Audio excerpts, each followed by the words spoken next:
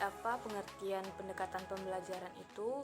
Pendekatan pembelajaran itu adalah pendekatan yang dilihat dari sudut pandang dalam proses pembelajaran, di mana yang sifatnya masih sangat umum. Adapun pengertian pendekatan pembelajaran menurut Roy Callen 1998, bahwa pendekatan pembelajaran itu adalah pendekatan yang tidak hanya berpusat kepada guru saja, tetapi pendekatan ini juga berpusat kepada peserta didik. Saya akan menjelaskan tentang quantum teaching. Quantum teaching ialah perubahan model pembelajaran. Yang dimaksud dengan perubahan model pembelajaran ini ialah model pembelajaran yang lebih bagus dan yang lebih menarik agar mudah dipahami oleh peserta didik. Quantum teaching memiliki beberapa prinsip. Yang pertama yaitu segalanya berbicara. Ketika proses belajar, maka semua hal yang di sekitarnya berbicara, mulai dari lingkungan, kelas hingga bahasa tubuh mengisyaratkan pesan tentang belajar. Yang kedua yaitu segalanya bertujuan. Yang dimaksud dengan segalanya bertujuan ini ialah semua yang dilakukan guru di dalam proses belajar memiliki tujuan untuk mahasiswanya. Yang ketiga yaitu pengalaman sebelum pemberian nama. Otak berkembang pesat ketika mendapat rangsangan dari manapun yang menggerakkan rasa ingin tahu peserta didik. Jadi, berilah informasi tentang materi terlebih dahulu sebelum mereka memperoleh penanaman materi. Yang keempat yaitu akui setiap usahanya. Ketika siswa turut aktif dalam proses belajar mengajar, akuilah usahanya. Hal itu dapat membuatnya semakin percaya diri dan lebih semangat untuk melakukan pembelajaran. Yang kelima yaitu jika layak dipelajari, maka layak pula untuk dirayakan.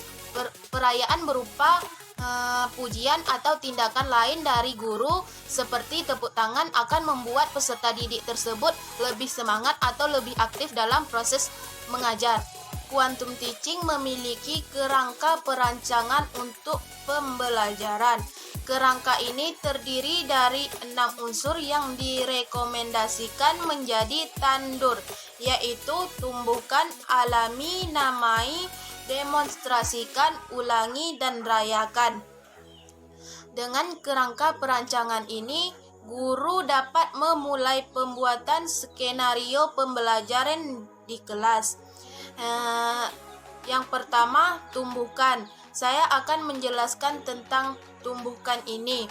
Bapak, Ibu guru dapat memulai kelas dengan interaksi sederhana bersama murid-murid yang ada di kelas. Kemudian dilanjutkan untuk memberikan pemantik semangat untuk mereka agar tertarik mengikuti jalannya proses pembelajaran tersebut. Yang kedua yaitu alami. Selanjutnya, Bapak Ibu guru harus menciptakan pengalaman umum bagi siswa melalui contoh peristiwa yang dapat mereka mengerti. Yang ketiga yaitu namai. Kemudian dapat dilanjutkan ke tahap berikutnya, yakni menjelaskan peristiwa yang sudah dicontohkan dengan mengkaitkan pada materi yang akan dijelaskan. Gunakan kata yang mudah dimengerti oleh peserta didik dan rumuskan semua yang benar, konsep yang jelas, serta strategi yang dapat mereka lakukan. Yang keempat, demonstrasikan. Beri kesempatan kepada mereka untuk menerapkan apa yang telah mereka pelajari. Hal ini dapat dilakukan dengan penggunaan alat peraga dalam menjelaskan atau melakukan sandiwara maupun permainan sederhana agar siswa dapat selalu mengingat isi materi tersebut, supaya mereka tidak mudah lupa dengan materi yang sudah dijelaskan tersebut. Yang kelima, ulangi. Biasakan untuk mengulang materi pembelajaran yang telah dibahas pada pertemuan sebelumnya agar mereka tidak lupa. Yang keenam yaitu rayakan. Setelah seluruh materi tersampaikan, guru dapat merayakan keberhasilan mereka memperoleh ilmu pengetahuan dan keterampilan perayaan untuk menghormati usaha mereka, ketekunan dan kesuksesan mereka. Akan menjelaskan multi-inteligensi. Multi-inteligensi merupakan kecerdasan pada manusia pada umumnya berbeda-beda, yang dimana setiap orang memiliki kemampuan yang berbeda-beda dalam menyelesaikan permasalahan yang dihadapinya. Multi-inteligensi atau kecerdasan majemuk multi-inteligensi atau kecerdasan majemuk diidentifikasikan melalui observasi terhadap perilaku, tindakan, kepekaan anak terhadap sesuatu, reaksi spontan, sikap kesenangan, dan lain-lainnya.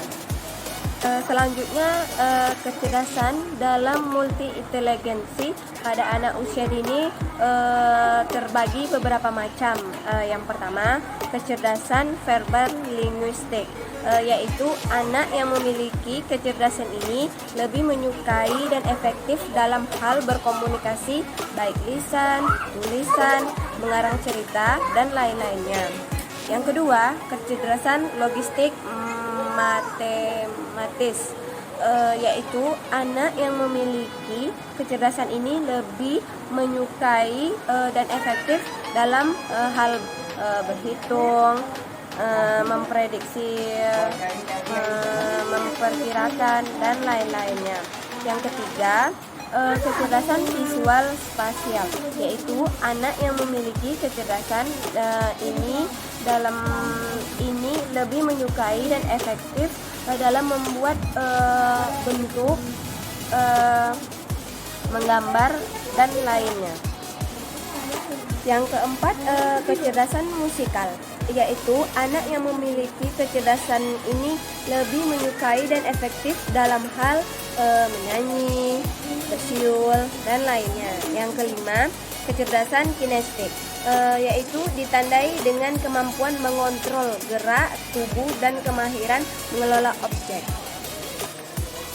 Yang keenam, kecerdasan interpersonal. Kecerdasan ini anak ditandai mampu mencerna dan merespon secara tepat suasana hati. Yang ketujuh, kecerdasan naturalis. Kecerdasan ini anak ditandai dengan keahlian membedakan mana tumbuhan dan hewan. Yang kedelapan, kecerdasan intrapersonal. Kecerdasan ini anak ditandai dengan percaya diri sendiri, bermimpi, berpikir, dan lain-lainnya. Yang kesembilan, kecerdasan eksistensial. Kecerdasan ini anak ditandai dengan rasa ingin tahu yang sangat tinggi. Kegiatan pengembangan berdasarkan multi-inteligensi memberikan peluang keberhasilan yang lebih besar karena anak mendapatkan kesempatan untuk belajar secara efektif dan lebih bervariasi. Pendekatan belajar aktif. Pendekatan belajar aktif ini merupakan pendekatan pengelolaan sistem pembelajaran yang aktif menuju pola belajar yang mandiri. Kemampuan mandiri di sini merupakan tujuan akhir dari pembelajaran aktif. Belajar aktif merupakan perkembangan dari teori Dawei by Doing pada tahun 1859 sampai pada tahun 1952. Strategi pembelajaran aktif. Strategi pembelajaran aktif ini terbagi menjadi 4. Yang pertama, refleksi, di mana guru meminta siswanya untuk membuat apa yang dipelajarinya dalam proses pembelajaran. Contohnya, Journal Opinions Paper. Yang kedua, pertanyaan siswa. Untuk pertanyaan siswa ini, guru meminta siswanya untuk membuat pertanyaan-pertanyaan tentang materi yang belum dipahaminya dalam proses pembelajaran. Yang ketiga, rangkuman, di mana guru dituntut untuk membiasakan siswanya membuat rangkuman terhadap apa yang dipelajarinya dalam proses pembelajaran sebagai tugas mandiri. Yang keempat, pemetaan kognitif. Pemetaan kognitif ini merupakan alat untuk siswa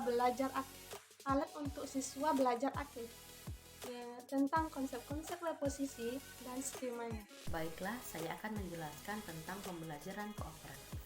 Pembelajaran kooperatif adalah pembelajaran yang dimana guru membagikan kepada siswa kelompok-kelompok kecil yang bersifat heterogen. Maksudnya di sini adalah misalnya di dalam kelas ada satu kelompok yang terdiri dari 5 orang.